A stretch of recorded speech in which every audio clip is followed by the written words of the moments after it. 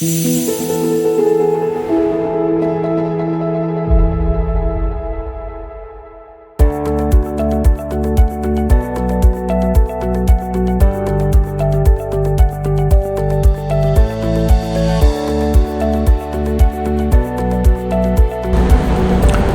back to the TMSA YouTube channel.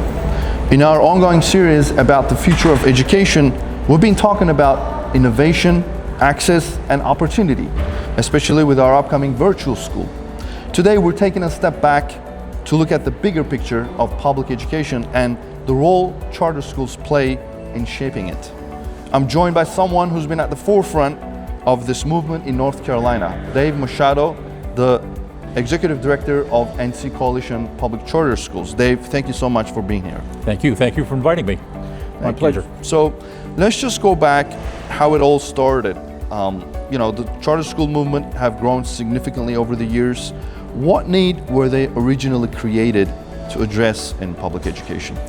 I feel when charter schools movement first started back in the 1997-8, it was to give parents a choice for where they want to put their children in school, to try to have charter schools be innovative and collaborate with the traditional public schools to show different ways, innovative ways to educate our children. The biggest thing I feel like was to give our families the opportunity to choose where their children go to school. And a great choice it was, but as much as they're praised, they're also criticized as well. From your perspective, what's the biggest misconception about people having about the charter school movement? I think the very biggest misconception is they feel like charter schools lack accountability.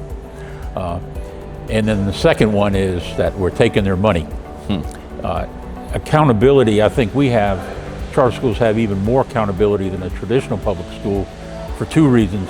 Number one, if charter schools aren't performing, they're going to get closed down, which I think is what it should happen. And number two is we have to prove to our families, give them a reason to come to our school every day. They don't come because they're assigned.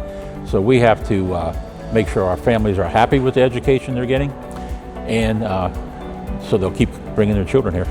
So it's all about the impact and perhaps the innovation that charter schools bring into the public education sector. How does that benefit the broader public school system?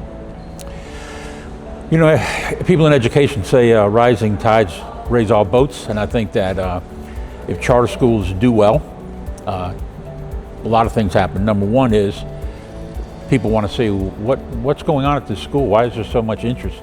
Something like TMSA. Why does everybody want to come to a high-performing charter school? And then I think number two is competition makes everybody better. So if a charter school in an area all of a sudden is really doing some great innovative things, the traditional public schools are going to try to imitate that, do something similar, so they'll satisfy their families so they won't leave. So I think it actually helps the entire educational movement. Right. Would you maybe share some real stories where charter schools have made a meaningful difference in students' lives? Sure. I think I'd probably go back to when I was a school leader at Lincoln Charter School over 10 years ago. Mm-hmm. But I know students that probably weren't even thinking about college. Right. And we were a college prep, so from kindergarten all the way through 12th grade, that's what we talked about. We wanted to make it exciting. And so students were thinking, yeah, I can go to school. And another program that we instituted was what we called Dream Big, where we took a sample of our sophomores to a Ivy League school or a top 10 school to show these kids they can get into these type schools too if they want to apply.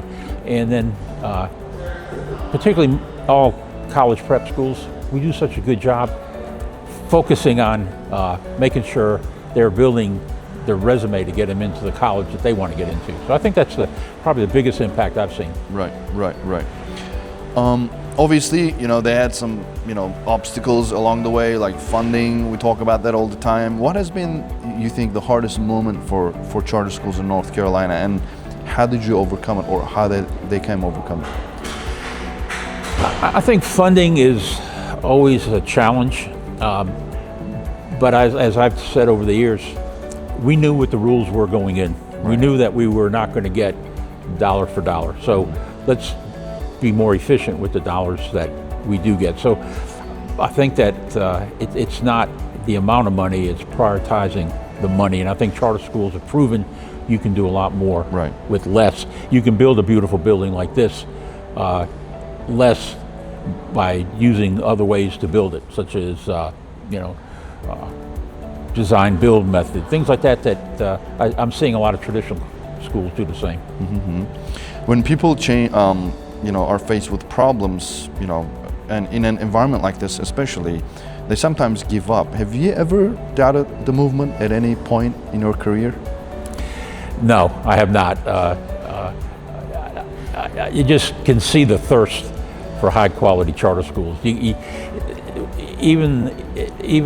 families that probably never even thought about going to a charter school or what is a charter school, once they hear about it, there's a thirst for good education. And traditional public schools provide a good education too. It goes back to, this is a parent's decision where their child goes to school, not where they're assigned. So I think that's what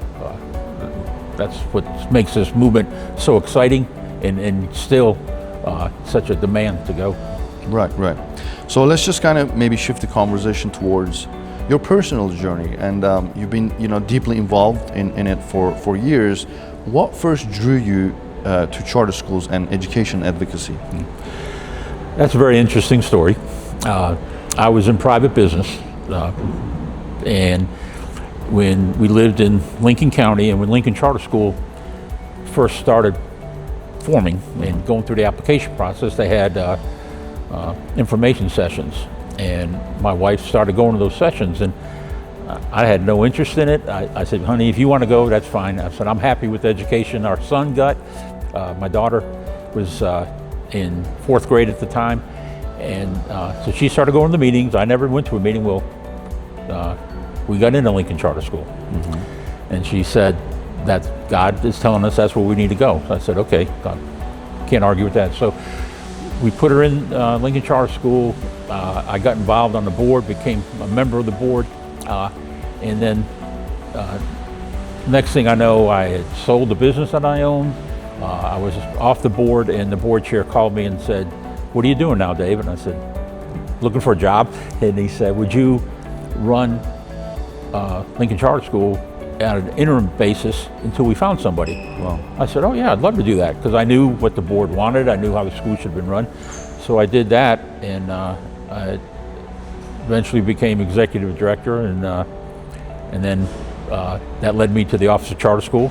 Right. And then it led me to my brief time with Charter School USA, and then it's led me to probably the best job I've ever had, is what I'm doing right now for the coalition. So let's just talk about that, talk about the coalition. Tell us more about how coalition helps charter schools and what kind of role it plays, and oftentimes what it actually does or play behind the scenes that most people don't see. Yeah, it's a great question. When the coalition was started 7-8 years ago, some of the main players in the North Carolina charter school movement just saw a need and a void that there was really nobody lobbying the General Assembly. The association and Rhonda, they do a fantastic job with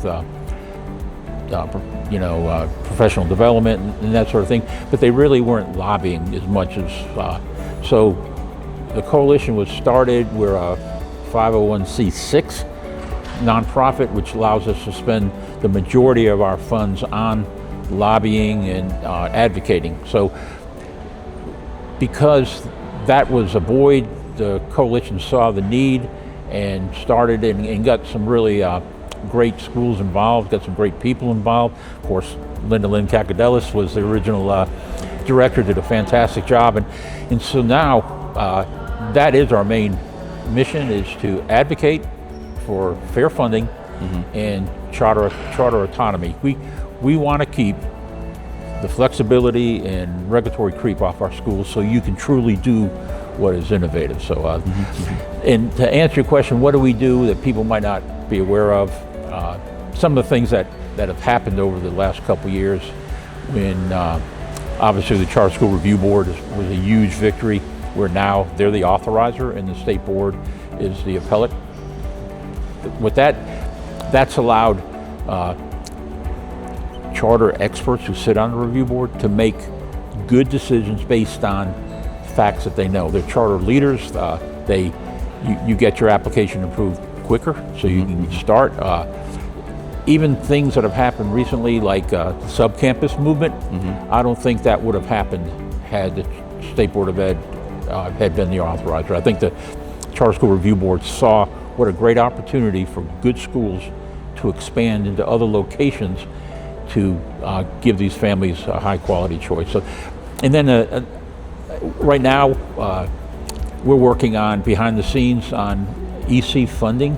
Quite a few of our schools did not receive funding for their additional EC students because they failed to fill out a survey. So we're working behind the scenes with DPI and with the General Assembly to see how we can work together to solve this lack of funding issue, because we think right now there's about 1,800 students with special needs that are not being funded. They're being served, but they're not being funded. So those are some of the things we work on all the time. Yeah, I mean, lobbying is very powerful and is very effective and essential as well. But tell us some of the things that you help charter schools with in order to not just to survive, but actually to succeed. I think, again, if we can get, if we can keep the flexibility and the innovation, so you can really do what's best for the charter school, can do what's best for their school and their community. What needs to be done in Raleigh might not what needs to be done in Wilmington, right. and or even within Raleigh, there's charter schools that have different missions. Montessori, Waldorf, college prep. So anything we can do to keep the regulatory creep off that. And we want to make sure that you have the flexibility the way the original statute was designed, that if you don't want to use the state mandated teacher evaluation program, you shouldn't have to use it. But you should be able to use the one you want. So we're working on those things constantly to make sure that we have that flexibility. Right. That kind of paves the way for my next question. Where do you see charter schools and public education as a whole in the next 10 years? I think you're going to continue to see a demand for high quality charter schools. I think you're going to continue to see the successful charter schools continue to grow, and I think you're going to see it's going to be harder to get a school off the ground now. So you're going to, I really feel like the applications are probably going to slow down, the approvals might slow down, and that's going to give the opportunity for our existing charter schools that have proven what they're doing to continue to grow, similar to what you're doing here at TMSA. So just finally, for a parent watching this who's unsure about charter schools, what would you say directly to them? I would say, first of all, you know your child. What is going to make your child successful? What type of education? Does it need to be a more hands-on education? Does it need to be a college prep? But give all the schools in your area a look. In traditional public schools, charter schools, private schools, but that is your decision, and take that seriously. I know when I was growing up, my parents put me in a school in the neighborhood we lived in. Now parents my age and definitely younger than me are definitely looking at what's the best education for their child. And it's rigor, it's safety, it's accommodating their needs. Environment. Yes, absolutely. And it's not just one thing. And I just tell parents, look at your options and take advantage of them. Fortunately or unfortunately, some of our top schools, it's hard to get in, but keep trying. And if you get in one, help make it as best it can be. Okay. Just as a closing, what would you say to the charter school community as the executive director of the NC Coalition? I would say that you've got to continue to strive to meet your family's needs. My background is in private business. I like to look at our charter families as customers, and I tell our charter leaders, make sure that you're listening to what they want. That doesn't mean whatever a parent wants to do, but it means making sure that you understand what their child needs and make sure you're meeting those needs. And make sure that we're running our schools with the highest integrity that we can, so nobody can question the job we're doing. You know, they always say the weakest link makes the fence weak. So as a community and as a movement, we got to make sure that we're all educating the best we can, and we're doing it in a very ethical way. Dave, thank you so much for your insights and experiences. It's clear that charter schools play a vital role in expanding opportunities for students and families alike.